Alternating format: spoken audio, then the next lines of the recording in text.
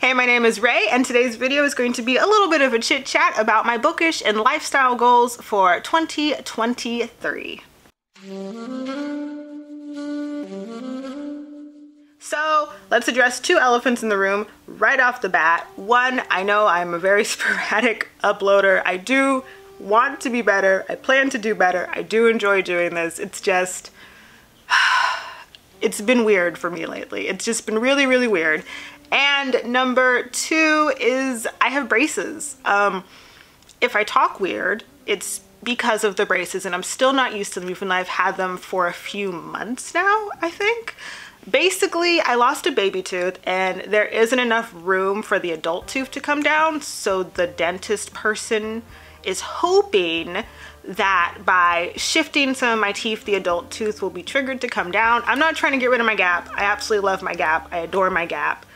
I would be so upset if they got rid of my gap after I repeatedly told them that I want my gap. So those are the two things going on. Everything else about me is pretty much exactly the same. So let's get into these goals of mine.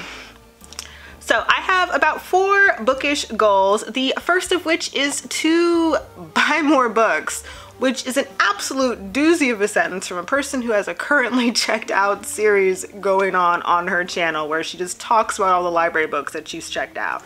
I get 99.9% of my reading material from the library. I am incredibly lucky and incredibly fortunate to live in a city that has an incredibly well-funded library system that I could pretty much get whatever I want to read within an incredibly short time. But I've been looking at my bookshelves a lot lately, and I've realized that they just don't represent me as a reader anymore. They represent like a weird hodgepodge of just things. And as much as I love all of the books that I've ever accumulated throughout my entire life, it's time for me to let some of them go, and it's time for me to kind of refresh and re-represent myself through my shelves a lot better. So how I'm gonna do this is I'm giving myself a $50 a month book buying fund. This is $50 that, unless I'm in absolutely dire straits, is only to be used to buy books, which makes me incredibly nervous because I am pretty sure I can name on one hand the number of books that I've bought myself over the last 3 to 4 years. My second bookish goal is to just keep track of the books that I've read. I did not keep track of a single book that I read in 2022, and I don't think I did a very good job at keeping track of the books that I read in 2021. So in 2023, I would like to restart keeping track of what I've read. I plan on using 3 digital platforms, so you can find me on Goodreads, you can find me on StoryGraph, and you can find me on BiblioCommons if that is what your library system uses as their catalog provider. So I will be floating around in those digital spaces, hopefully talking and actually writing little reviews about the books that I've read. In my personal life though, I'll be using my passion planner in the back pages and using their book tracker insert worksheet doodad to just kind of keep physical track of the books that I've read.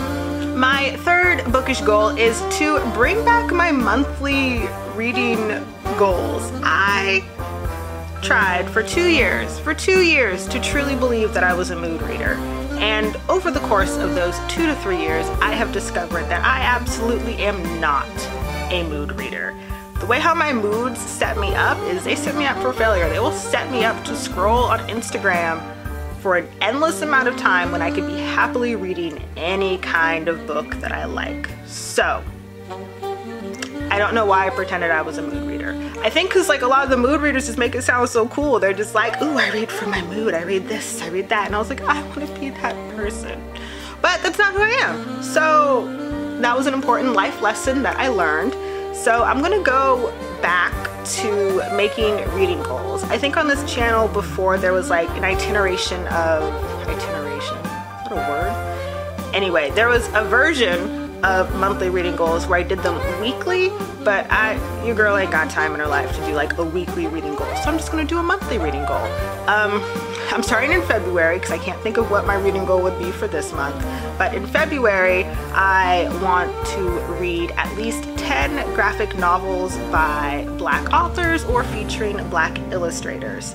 And then sometime in March I want to have like a reading goal where I read poetry or women's biographies. So I have some reading goals for months, and then throughout the year I want to read 12 nonfiction books. So that sounds doable. It sounds like it can be accomplished, and I plan to upload and talk about it all here on this channel to keep me accountable. My fourth and final bookish goal is to stick to a monthly TBR. Your girl loves library books. We know this. We all know this.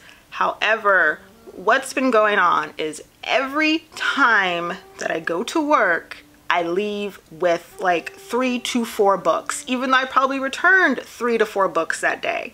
So it's gotten to the point where I go to work and I tell myself, we got library books at home, girl. We got books at home. Leave them here. You have library books at home. I tell myself this every day when I go to work, and that should not be a conversation I have to have with myself. So I'm hoping if I just set myself like 5 books a month that I want to read or that I want to get through, I will not end up checking out like 20 books over the course of a month that I am just gonna bring home and just take straight back to the library anyway. So I'm truly hoping just having like a set list of books that I want to read will keep my library checking out habits in check. Of course, this does not mean that the currently checked out series is gonna disappear. Like, I'm probably still gonna check out things like on a weekly basis and like plan them for future TBRs, because I do have a 3-week checkout period, and then everything renews automatically. So I could plan for the future, but I just gotta be logical about my planning. So the series isn't going away. I gotta stop willy-nilly checking books out because it's bad for my back, and I feel bad taking books off the shelves that probably another patron would be really excited to see. So that was it for my bookish goals. Next up, let's talk about some of my lifestyle goals. I only have 2 lifestyle goals for 2023. The first of which is to attempt to live a comfortable lifestyle. And honestly, this just means being comfortable in my own home, comfortable in my own body, comfortable in my own mind, just comfortable. And I just want to feel comfortable. And it kind of leads into the second goal, which is to honor myself. I'm not gonna lie, in 2022, I pretty much felt like I was unworthy of everything and anything. I didn't feel like I was worthy of pursuing my own hobbies. I didn't feel like I was worthy of my job. I didn't feel like I was worthy of basic self-care. Like, I don't know what part of my brain was like, oh, you know what, you don't have to brush your teeth because why would you want to do that? Or, oh, you don't have to wash your face. Why would you have to do that? Or you don't have to drink water. Why would you want to be healthy and drink water? So a lot of 2022, thanks to that mindset, was filled with a lot of bullshit. Like, my husband, I am 100% sure will agree with me that I filled a pretty decent chunk of 2022 with disgruntlement, exhaustion, fatigue, foolishness, and just straight up bullshit. And I'm not trying to bring that into 2023 with me. So one of the ways that I'm hoping to kind of accomplish a better way of honoring myself is to just kind of journal, to check in with myself more often, and to actually set aside time and create routines that will keep me on track with actually taking care of myself. So fingers crossed, because I do not want to ever be in that weird mental place ever again. And of course, all of that isn't to say that 2022 didn't have its great moments. Like, there were a ton of beautiful, beautiful moments in 2022, despite all of the nonsense that I poured into it. My husband and I, we had our actual dream wedding. Odyssey turned 1, and I transferred work locations to one that I think is a little more suited to me. And there were just a whole bunch of really good things. It's just, I was not the good thing. So 2023, I would like to be the good thing to myself and to others. So, boop. And that's pretty much it for this video. Let me know what some of your bookish or lifestyle goals are down in the comments below. If you don't have any goals or resolutions or whatever you want to call them, let me know what the last book that you read was in the comments down below. If you enjoyed watching this video, I hope you give it a thumbs up. I believe it helps me out with the algorithm. I no longer understand the YouTube algorithm, but giving a thumbs up is always a nice thing to do if you like a video.